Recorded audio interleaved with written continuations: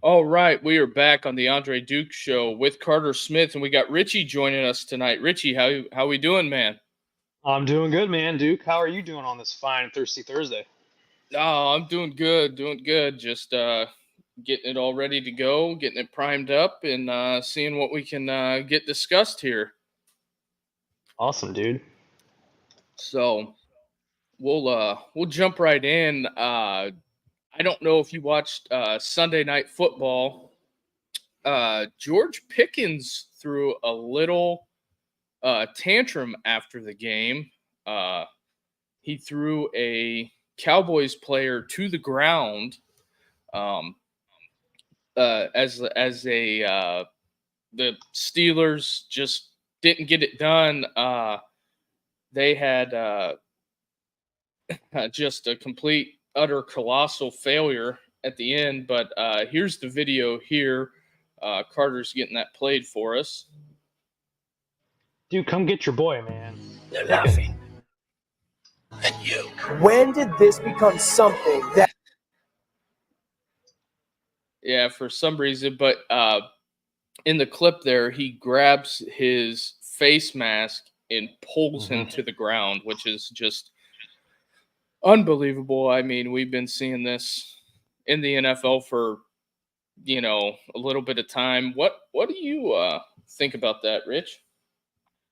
So anybody that grabs you by your face mask, to me, that's the blatant thing of disrespect, man. You're grabbing by his face mask and be like, come on, man, come over here and throw you to the ground. Like, what's that about? Just because Yeah, you're being acting like a sore loser because you guys lost? Like, come on, bro. You're better than that. Be professional. yeah. It just you would think at the highest level, at the NFL level, that that we would have a little bit more professionalism, but I almost want to say that I get it, but I don't. Um, we have we have all of that going on. They just lost the game. Um, it, and Carter chimes in the back. Typical UGA guy, but uh, I just I just I just don't think there's no room for it. No, no, especially at that level. Like, come on, man. You're a professional athlete. You're representing the franchise. I mean, that thing could have escalated real quick. I mean, it could have been helmet swinging. It could have got ugly real quick. Yeah, I'm one of the people that's not a big fan of the handshake line because that's where all the bullshit happens, in my Yeah. opinion. Oh yeah, I agree. It just it just never it never ceases to amaze me. It's like each week we're seeing something new. We're seeing, just something coming out of the NFL, whether it's the NFL or college football. It's just a wild time we got rolling here. Um, the next topic we got going is is Christian Watson's dad. Um, Carter's got a screenshot that he can show of the ankle sprain that he sustained, and actually I don't know Dr. Jesse Morris, but he's on the Coach JB show, and Hmm. he's normally dead on accurate when it comes to injuries and things like that because he worked in sports medicine. He's worked with NFL teams. Uh, I just don't see what the big big point is, and the kid's dad even saying anything. I'm sure the organization is is not thrilled to have a parent of a um, player out there, arguing with people on Twitter. I just don't think that's a good look for the organization or the kid himself. Now he's probably going to have to go answer questions at the press conference about that. What are your thoughts on that, Richie? Well, who does that remind you of? Doesn't that remind you of a former Ohio State quarterback's dad? To me, that's who it reminds me of. Good old Derek. Yeah, Derek. You know, he's living vicariously through his kid. I mean, yeah, you want to support your kid, but Get into arguments with fans, man. Like, come on, you got way better things to do with your time. You should do better things with your time than arguing with, getting into Twitter battles with people on Twitter. Like, just stop, dude. You're gonna make your kid a target. Have your kid with a target on his back. It's gonna get ugly. He's gonna have to answer for it. Like you said, Duke, in press conference. Like, why are you gonna put your kid on the spot when you're arguing with Joe Schmo on the Twitterverse? It's stupid in my opinion. Yeah, You could be sliding into people's DMs, cussing them out and calling this, that, and the other. It's like, dude, you're gonna give your kid a bad rap, and it's not a good look. yeah, that's the way I feel too. I think sometimes parents, in which I'm a parent, you're a parent, Carter's a parent. Right. It's tough to restrain on the side of say nothing. I think that you let the team doctors evaluate it, and plus NFL organizations, NFL teams do not want injuries out there at all whatsoever. They don't want to give any type of advantage to an opposing team, whether this guy's banged up or that guy's banged up. It's pretty much like counter espionage out there. Yeah, you're right. That is a good point, because you never know. Somebody could be targeting that ankle and try and take him out. Yeah, the good old Sean Payton in the Bounty Gate. Bounty Gate. Yeah. What was his name? Who was that coach? The other coach. Greg Williams. No relation. Mm-hmm. No relation. I like it. So that's some of the stuff that's floating around on the internet today. It's been a little bit of a, not so much a slow mover, but we got some of that going on. And then also for the people in here, real quick, I'll get this in early.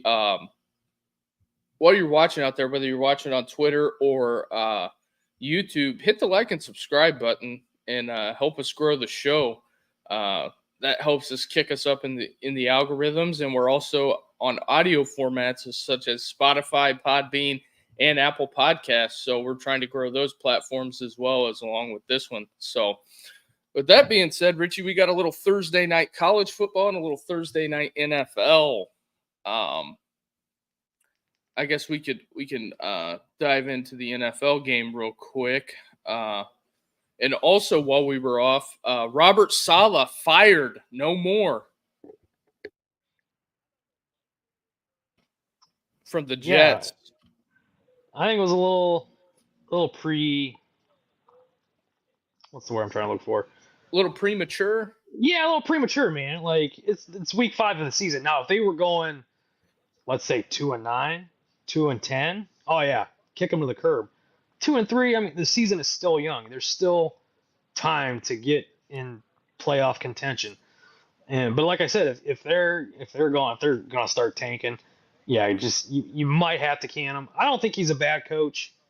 I just think how the Jets are built, and that Jets organization, they're the Giants of the AFC. To be honest with you, with how they handle things. Shout out Chris True for being a Giants fan, and my buddy Big Greg. Yeah, whenever I look at a lot of what has been going on with the Jets, the offseason stuff where Aaron Rodgers didn't show up to OTAs, they bring Hackett in, the offense isn't doing well. I think that Saleh was going to fire Hackett, and Aaron Rodgers possibly went to Woody Johnson and said, if you fire Hackett, the whole thing unravels. So I think that it's, you have an interim coach now. Maybe they can ride the ship, but the AFC East is awful. The Dolphins are in the absolute dumpster. Patriots are god awful. The Patriots are bad. Buffalo is highly inconsistent. So I don't know if we're at a tipping point here. I think we kind of were with the Jets. So I think that they decided to make the change so Aaron Rodgers is happy and what have you. But See, the thing, this kind of reminds me of situation down in Tampa 4 years ago. I think they're trying to mimic what Tampa did on that historic run when Brady came to Tampa. I mean, yes, I am a Bucs fan, but I think they're trying to take the model what Jason Licht did down there, bringing in a veteran quarterback. The Jets had the Mormon MILF Hunter out there who we all knew sucked. I mean, I knew that kid wasn't going to last long. And they traded for Aaron Rodgers, and they're trying to compare themselves to what Tampa did in 2020 when Brady got there with the weapons that Brady had. But now New York, they don't really have. I mean, they got G5. Lazard's decent, but he's not the caliber of Mike Evans or Chris Godwin.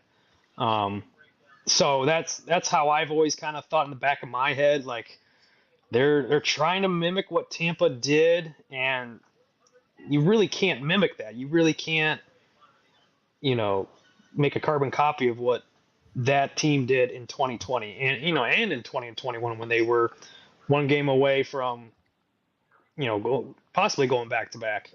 Thanks to AB though for, running off the field during halftime at that game. Ironically, it was against the Jets, so it was against the Jets. Yep.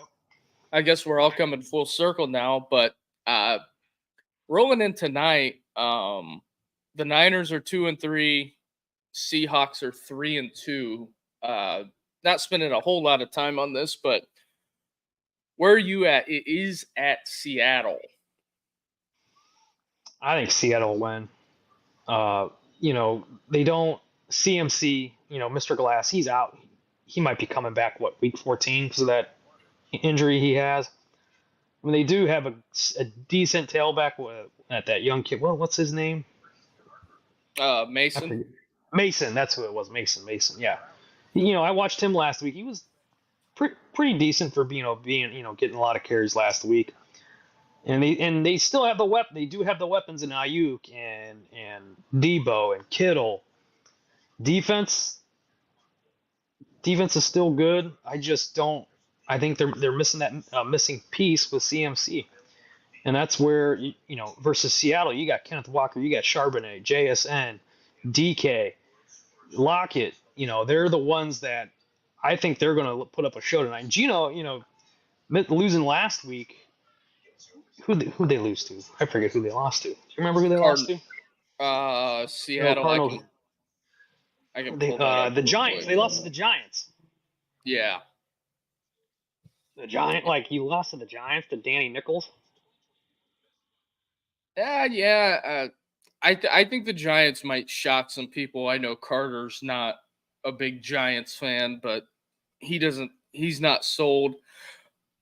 I don't think they're as bad as what everybody says they are, but not as bad as the Browns, right? Yeah, not as bad as the Browns. I mean, I think that they should definitely punt the package on Deshaun Watson. It didn't work, and that is where we're at. So it didn't work out in Cleveland, and San Francisco is on a skid a little bit, as I would say. So maybe they can turn it around tonight. Maybe they can't. But a loss tonight puts you at 2-4, and you're digging out of a hole. Yeah, you're gonna be fighting for your life the rest of the way, because they are missing that piece with CMC, like I said, and it's gonna be tough if they go 2-4. It's what could it go? Could it snowball? Could they go down to 2-6, 2-4, 2-5 come next week? 2-6? We don't know. That's the beauty of the NFL. You don't know what's going to happen week to week until you get in mid-season. Right. Turning the attention to tonight on the college side of things, we got the James Madison Dukes taking on the Coastal Carolina Chanticleers. And this game is a home game for James Madison. So I think that this is a big game in the Sun Belt. JMU is favored by eight points as it sits right now. So we'll have to see what James Madison and Coastal Carolina. Looking at the updated line, it moved down to 7.5. I like James Madison at 7.5. I would agree with you there. Looking back a couple weeks ago when they played North Carolina, there was no way in hell I thought they were going to put a 70 burger on North Carolina. There was no. I did not see that. I did not. Well, one, I didn't see that coming. I don't think the rest of the nation did. Right. In that game, I believe they had a couple defensive touchdowns as well. I think maybe 3, but they put it on Charlotte. They struggled with Garner Webb, which I find that interesting. That game wasn't on TV for obvious reasons. And then, James Madison goes on the road to ULM, the Warhawks, and they dropped one on the road. So I think that this game, has some pretty big implications. But, Coastal Carolina's only loss is University of Virginia, where they kind of got manhandled a little bit. So we'll have to see how it goes down in the Fun Belt tonight. I think this is a big game that impacts that conference a lot. So in the next game we got tonight is Middle Tennessee, Louisiana Tech, the Fighting Phil Robinsons taking on Middle Tennessee. Middle Tennessee was ravaged pretty good by the transfer portal. Middle Tennessee comes in 1-4. And Louisiana Tech comes in 1-3. Any thoughts on that one? Man, you got me beat on that one. If I had a coin toss, if I had a quarter right now, I'd probably flip UL Monroe. Or Louisiana Tech, my bad. Oh, Louisiana Tech, Louisiana Tech. Who coaches down there now? I'm not sure who the head guy is, but it's been rough because I think both these programs have been hit pretty hard by the transfer portal. Middle Tennessee, it's been looking at their past games, they've been struggling to score points. Louisiana Tech ran up against a buzzsaw, and Jacksonville State. They played FIU close, so this game is 4.5 points. Louisiana Tech is favored by 4.5 points, but for some reason I kind of like Middle Tennessee. So the Blue Raiders might be able to get it done on the road. Who's the famous quarterback that played at Middle Tennessee State? Do you know, Duke?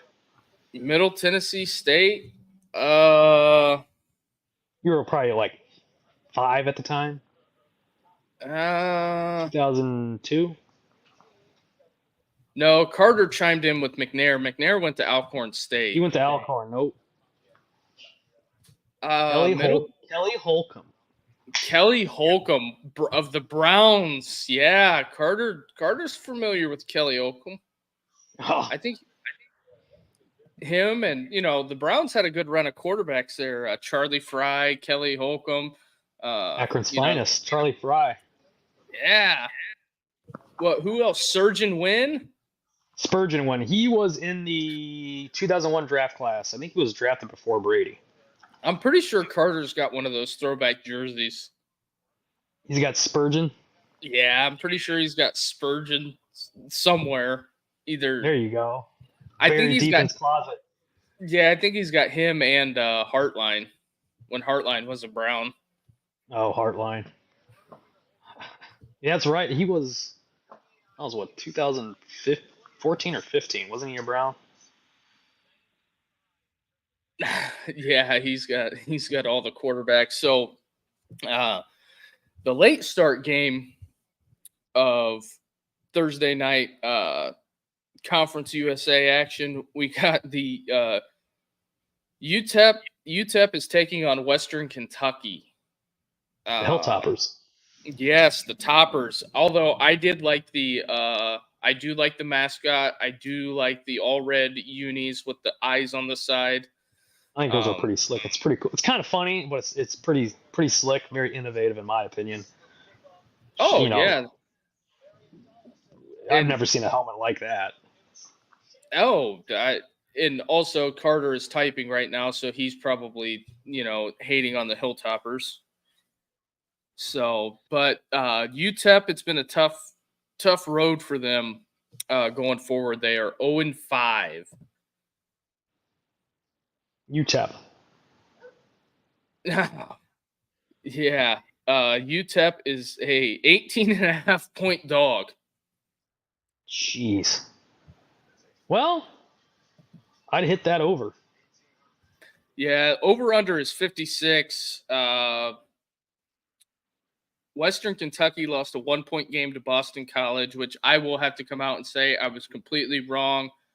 I tweeted a lot of mean things about Bill O'Brien, completely wrong about Bill O'Brien as a head coach. I just didn't want him to be the offensive coordinator at Ohio State. I think you and the rest of Buckeye Nation. I was indifferent. I didn't matter. I just wanted the offense to get better. That's all I cared about. Just anybody but Josh McDaniels. Camp McKinley's finest. Yeah. So, and then Western Kentucky got boat raced by Alabama week 1 or week 1 or 2. It was 63-0. So had that going on, and then you go through UTEP's 5 losses. They got beat by 20 by Stephen H. Austin. CSU, Colorado State beat them.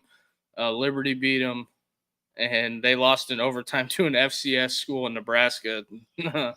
Took care of business. So, oof, it's gonna be a rough outing.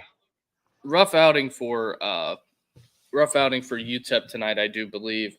But transitioning into some of the big games on Saturday that me and Carter didn't get to yesterday was we got Penn State USC. I believe that when we put this together was Penn State minus 5.5 going on the road to the men of Troy.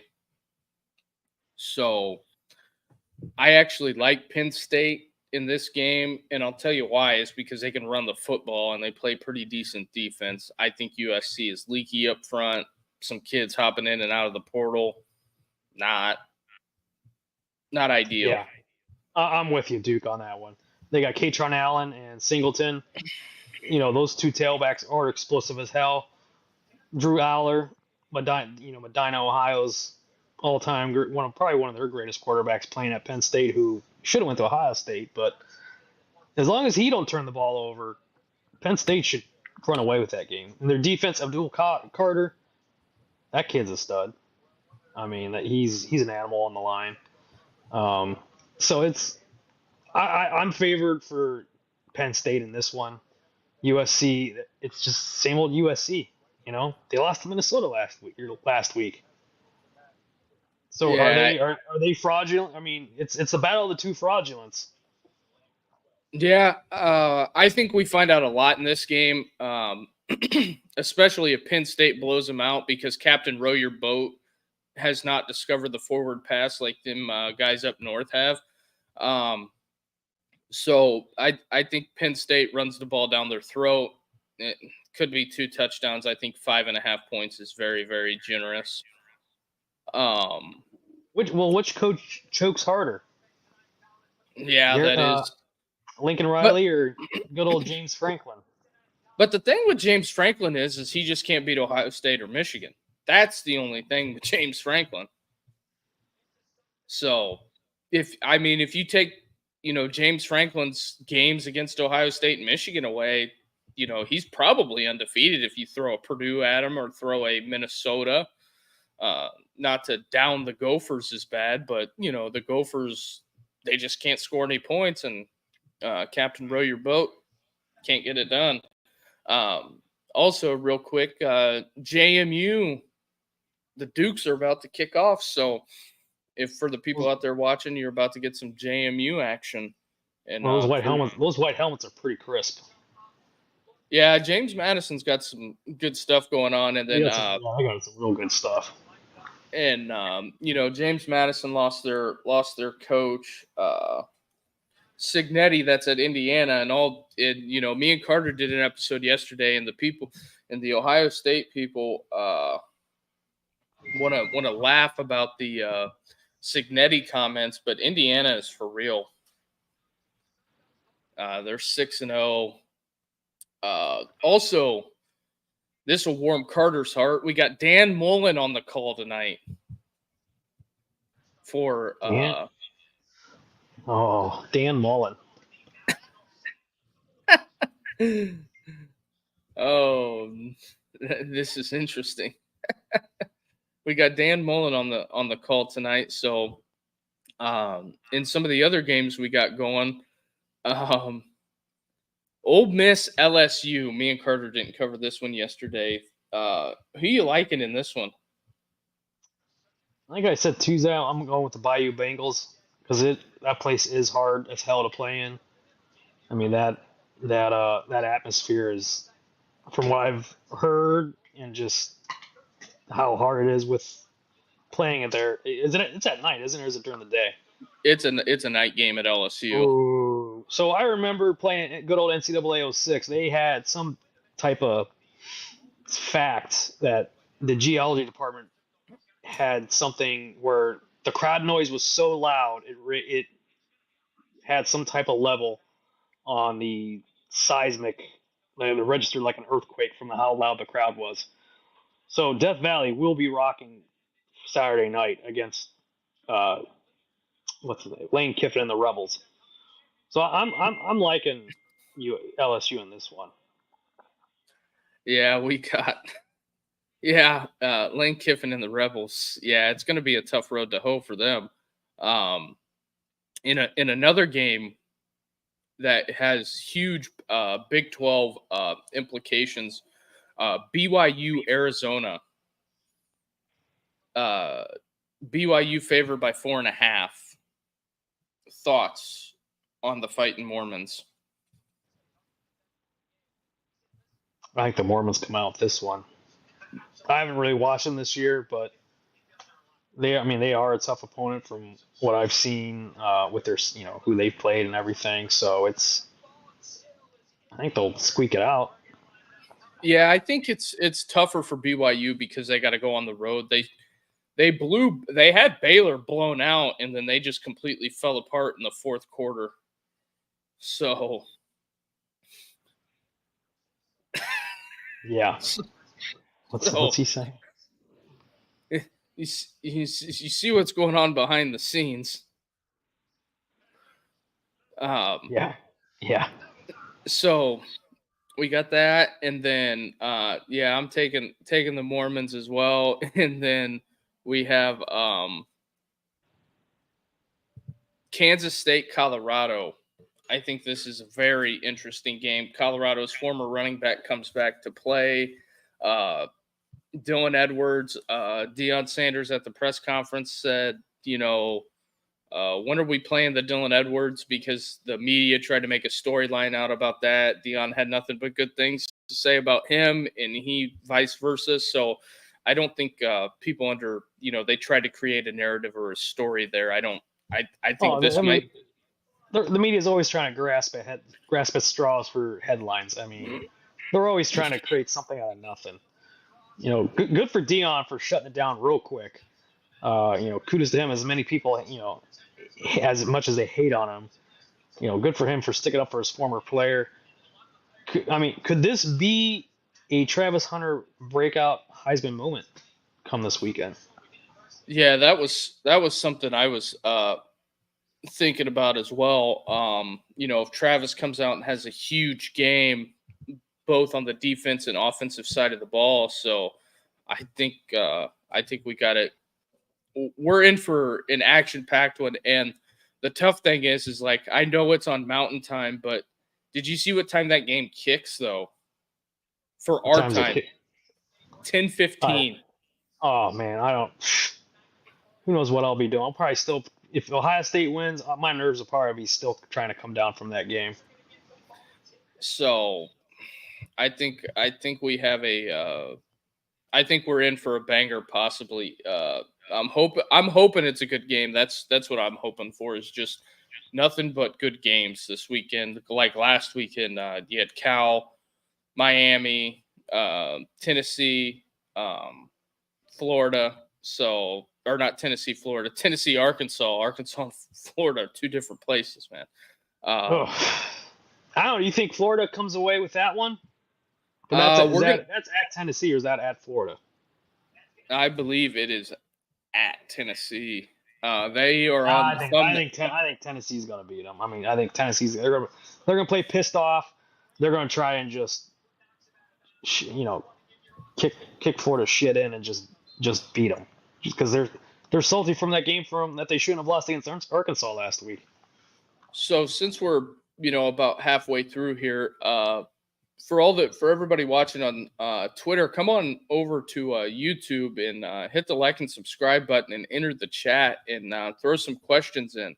That helps the algorithm as well. But yeah, we will get to Tennessee, Florida. I'll give my prediction here in a few, but Ohio State at Oregon. I think the Buckeyes are going to pull. I mean, they're going to really separate themselves from Oregon come Saturday night. I just think the two-headed monster at tailback, Q and Trey, it's going to be tough for Oregon to stop. Yeah, and because the wideouts, they're speedy and shifty wideouts. I also think could this catapult JJ into that Heisman discussion too. I mean, the kid's been outstanding all year with his acrobatic catches. I mean, the one-handed catch last week against Iowa was. Let's be honest. Who has seen a freshman do that against that high level of competition? Yes, it was Iowa, but still, it was a Big Ten battle till Ohio State pulled away in the second half. the only other big-time freshman I could think of is probably Percy Harvin. That impacted the game like JJ. I would agree with that. I do kind of remember Michael Crabtree when he was a freshman. He was just starting to come out, but I think by his sophomore year he got way better after when they beat Texas in that walk-off last-second touchdown back in what year was that? 09? Yeah, 08. 08, yeah. Yeah, so I think JJ Smith, the hype is real. Everything that's been going on, at Ohio State with him is real, and it's the kid's a man child. I'd love to have him in a foxhole with me over anybody else. 100%. We've got just there's a lot of narratives flying out there. Some of the Oregon fans have said, call us the team out west. It doesn't work like that. You guys just joined. Like, you're the little brother still. Yeah, you're it's you came to the Horseshoe and won one time on the Kerry Combs abysmal defense. So let's pump the brakes here. Oregon traditionally has lost every big game they've played in, and Dan Landing's lost the last two against Washington. So he can't beat Kalen DeBoer. So, do I think Dan has it going on at Oregon? Yes. I just think that Oregon is a program that is trying to break through. Phil Knight is spending money hand over fist in trying to get that done. I don't know if they can get it done against the Buckeyes. I think Oregon is 2 years away, in my opinion. I would agree with that. I mean, there's just too much firepower on both sides of the ball, especially with that suffocating defense. Tylenol Williams, Jack Sawyer, Caleb Downs laying the hammer down. The linebackers are playing great. They're making big plays. So I think it's going to be a long night for Oregon. Could I be wrong? Yeah, I could be wrong, but my gut is telling me it's going to be Ohio State tonight. Yeah, I think Ohio State covers the spread. I would be shocked if Oregon covers the 3. I think it may be up to 3.5 right now, but we shall see how that pans out. And I mean, there's just a great slate of games on for Saturday. I don't plan. It's gonna be raining. It's gonna be raining up here. I don't plan on doing anything but watch college football all day. Oh, gotcha. So as the thumbnail proceeds, we're going to talk the Tennessee-Florida matchup. Tennessee is getting 15 points at home. You think Tennessee rolls them, is what you're thinking? I do. I think they do. like I said earlier, I think they're going to be playing pissed off. They're going to. I'm sure practice was hell all week when under Josh Heupel all week, which a game they shouldn't have lost. So they're going to be playing inspired football. They're going to be playing pissed off football. They're going to be filling their gaps on defense. They're going to be holding their blocks extra long. They're going to be extra physical, I think, against Florida. Because Florida, let's just be real, they ain't shit. Well, I've been looking at this for a while now, and I think that, the trend has been Florida.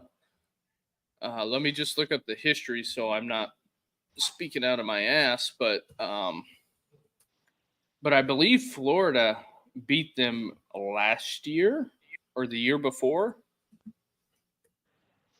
But I'm gonna get the Yeah, let me look here. What was that? Florida State. So in the history matchup, there we go. I'm getting this because I think the history has everything to do with this.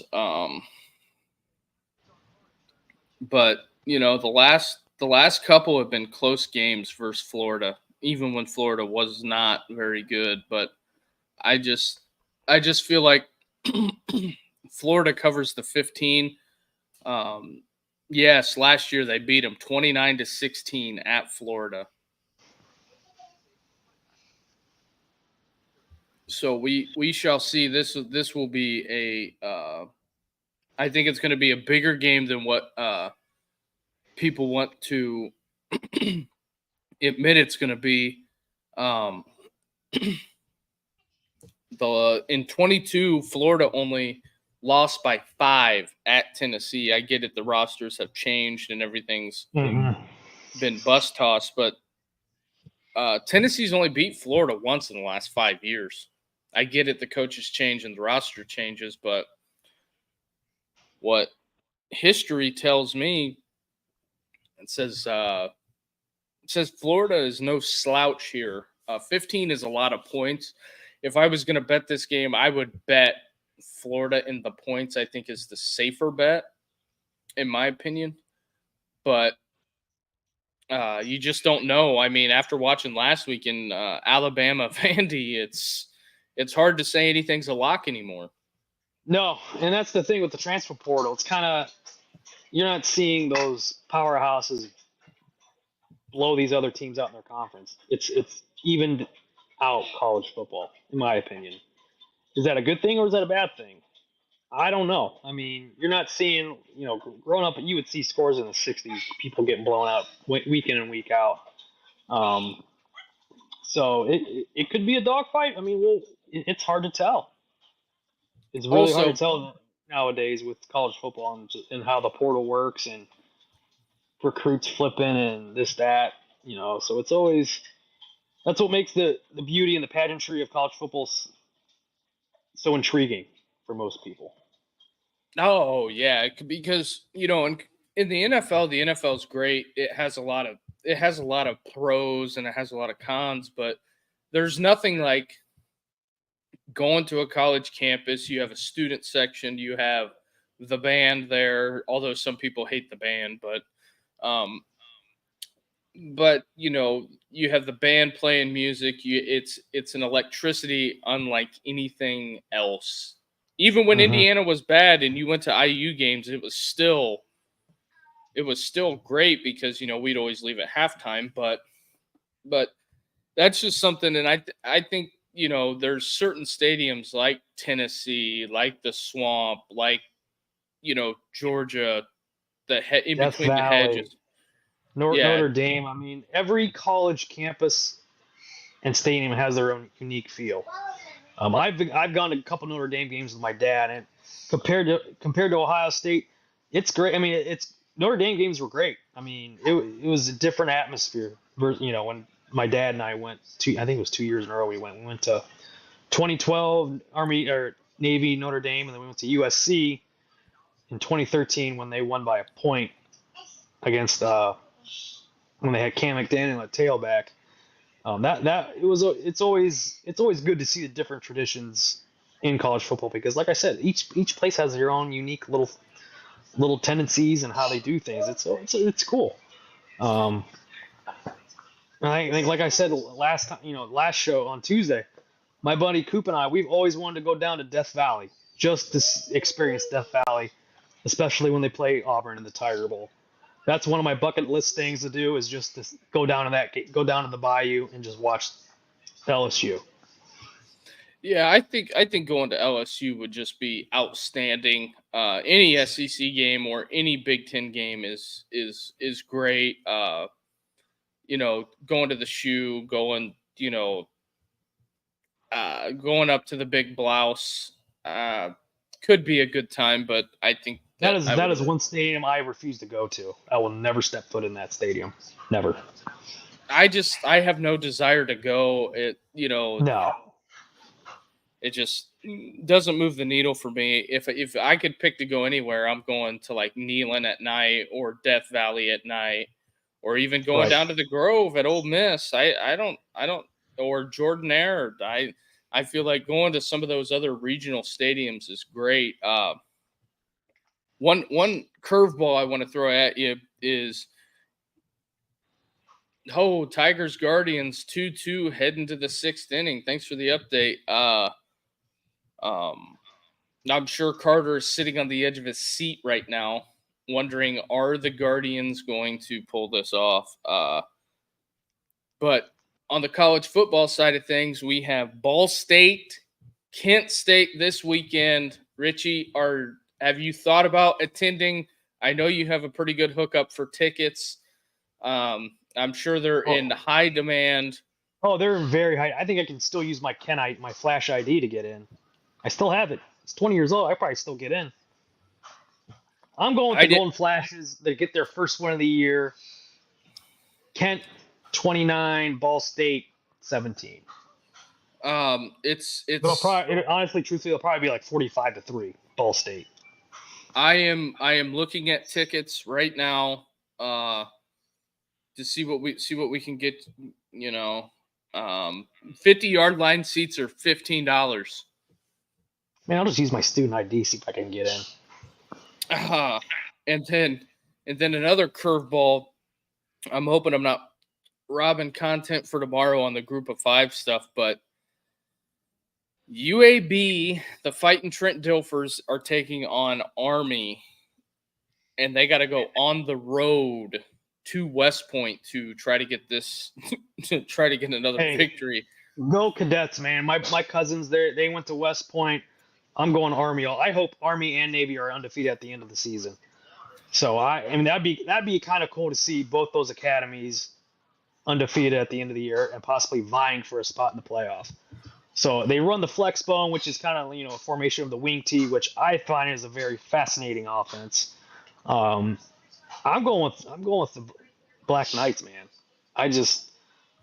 They're gonna be real physical. Yes, they're undersized, but I think they're gonna take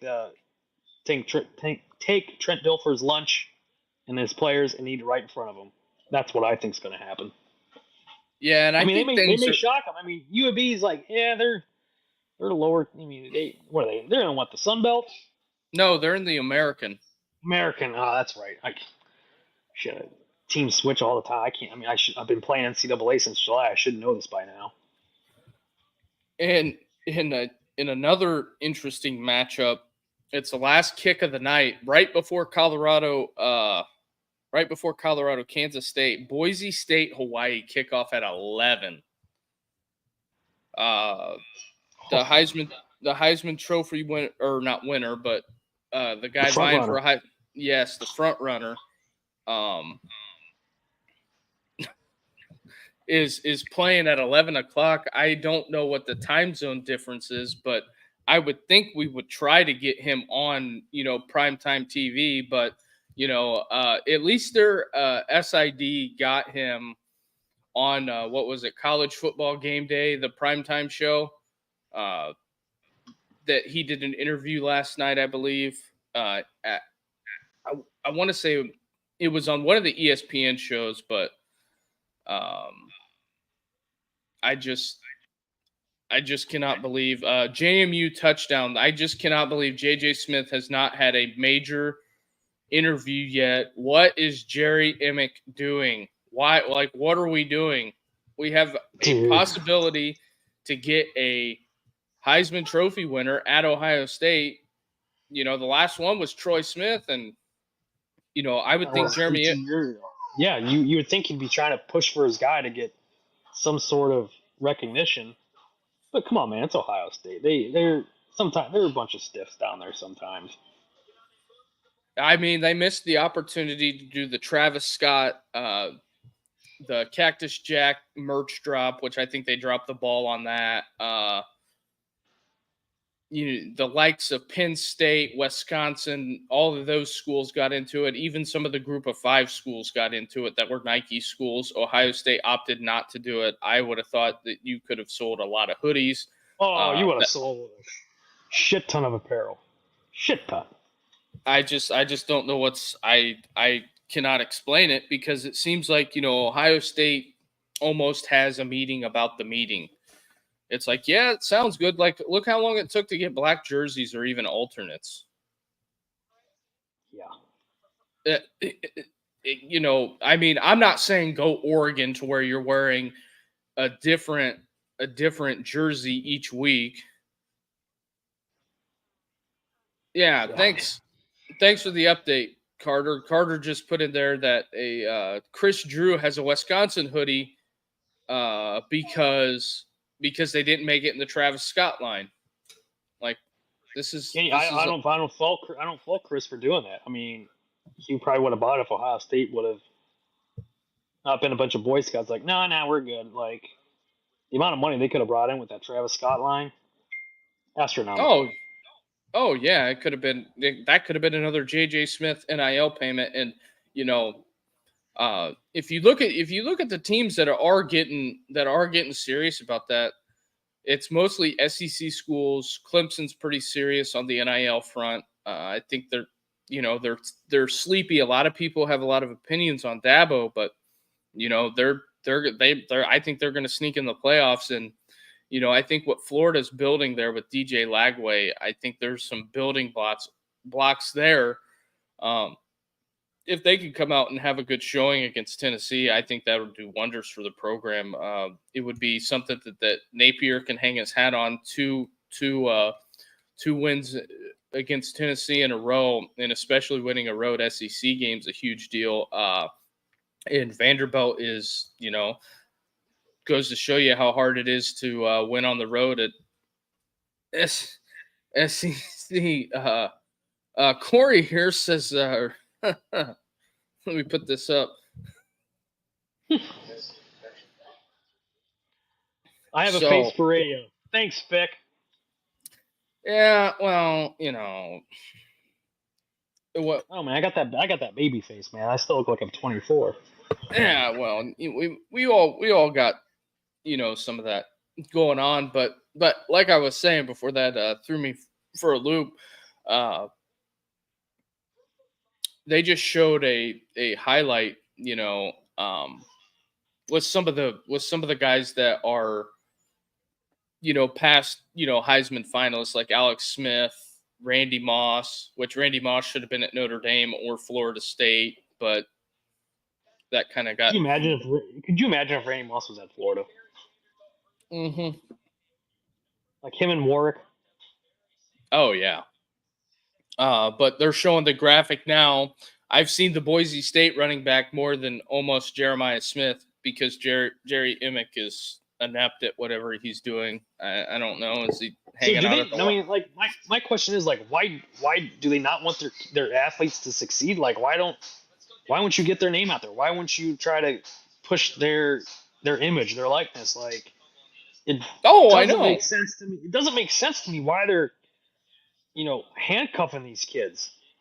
Like, that's the whole purpose of NIL, and to get these kids' names out there so they can profit off their, name and get exposed. Yeah, and I'm going to go out on a limb here. I think that Bjork is going to fix a lot of the Ohio State problems as far as like, you know, they want to tout Gene Smith as, you know, the savior. He did everything. He built a new women's row house building, and he built a underwater basket weaving facility. But the one thing Bjork can do is get rid of Doug Archie. no, Doug Archie. I believe that's one of Zach's friends. Yeah, I believe Zach has spoke very highly, and Carter too has spoken very highly of Doug Archie.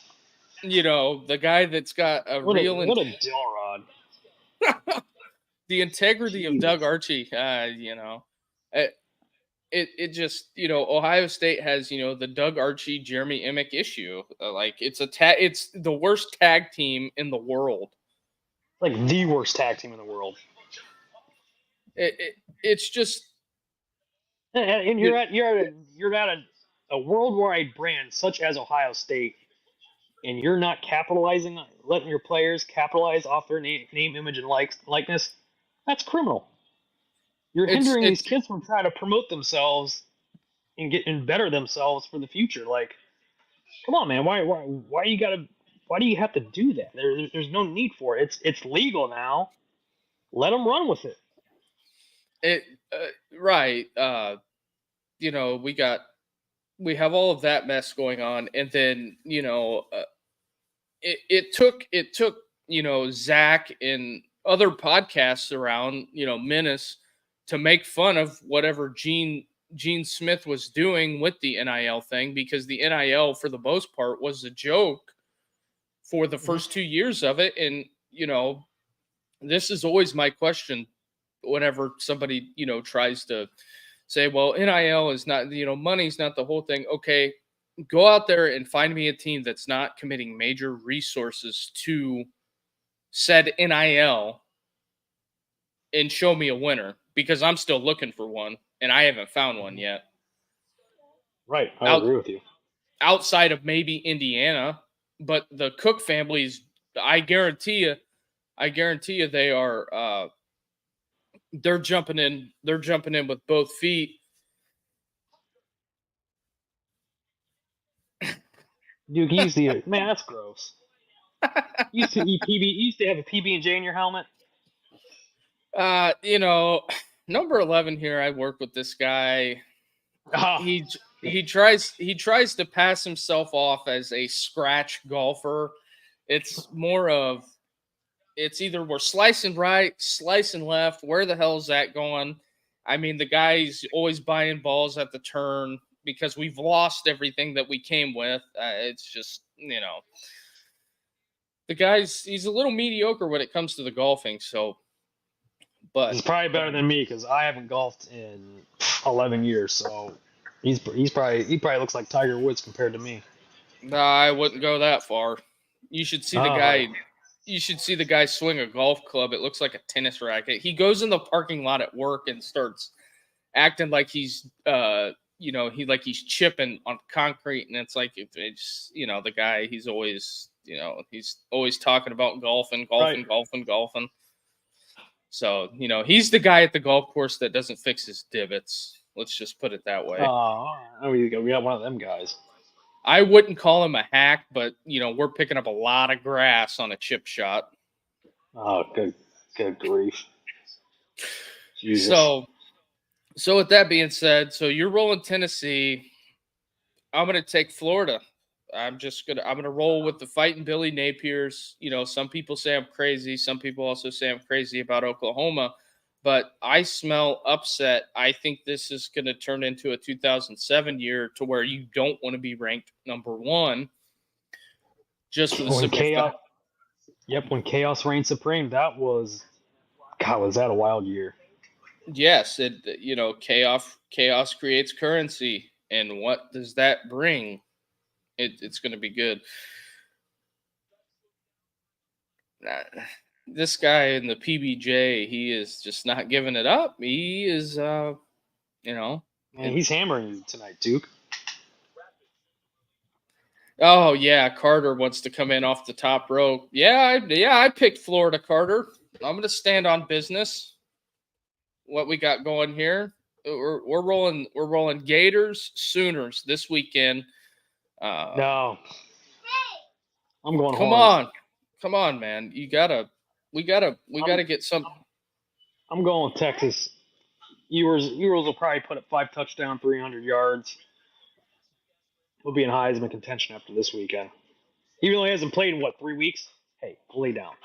Yes, yeah, 3 weeks. So here's a interesting game.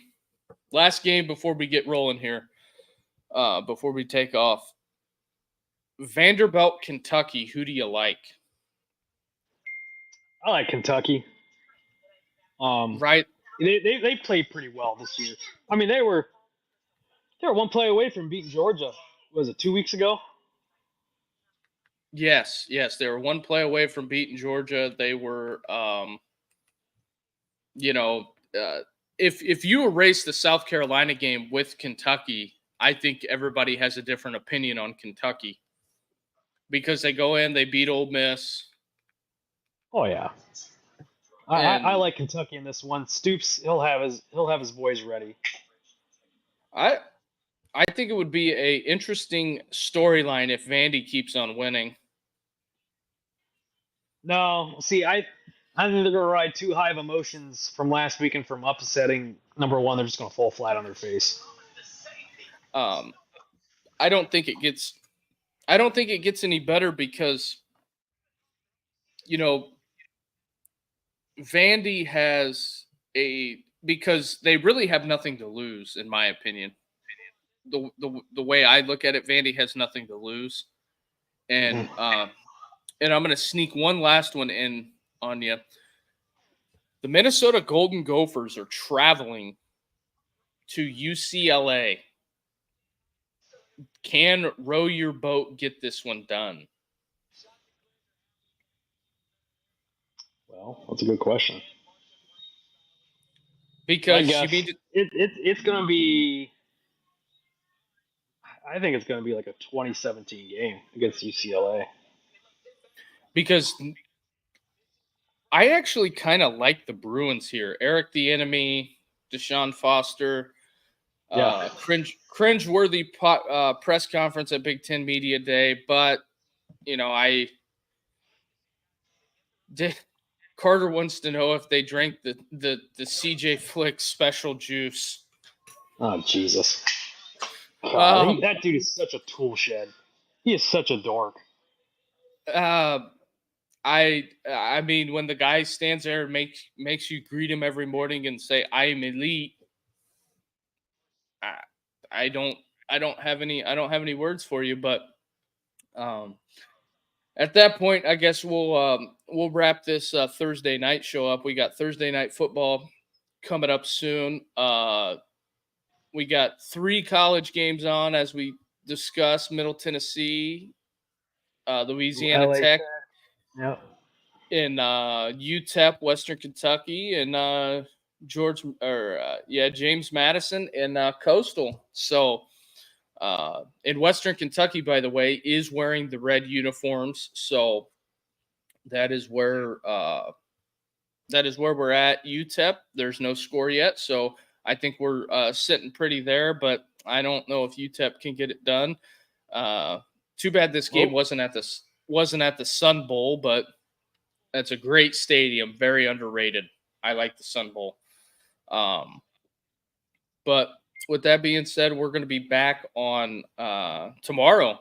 We're going to be back tomorrow night doing a little Notre Dame preview and Group of 5 Friday with some Notre Dame stuff sprinkled in there. Carter will be back. He won't be producing the show, so we'll get his smiling face. And with that being said, we'll be probably doing a live Notre Dame pregame show on Saturday. Richie, you're welcome to join if you want.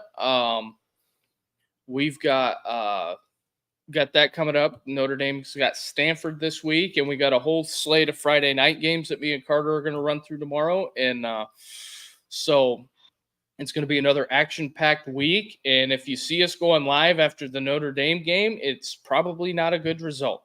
But so Carter's probably having a meltdown like he did against Northern Illinois. melted down. That guy he was more of a liquid than whatever they discovered at a Diddy party. So I think he ripped his TV out of the wall stand and just broke it in half over his leg. yeah, that definitely sounds like a Carter move. Carter rage against the TV. Oh, definitely. But with that being said, we're going to close this one out. Richie, you have a good night. Talk Dude, to you good seeing you, my man. after we close down. Everybody have a good night out there. Make sure you hit the like and subscribe. Help us grow the show. Yeah, get the word out, people. Come on, help us grow.